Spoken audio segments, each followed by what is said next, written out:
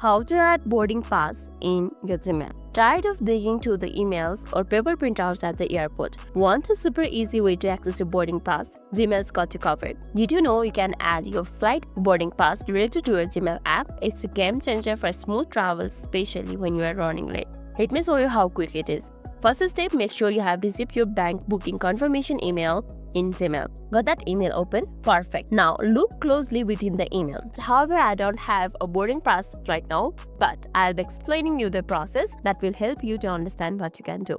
After opening the email with the boarding pass, you will see a button that says something like add to the Google Wallet or save to the phone.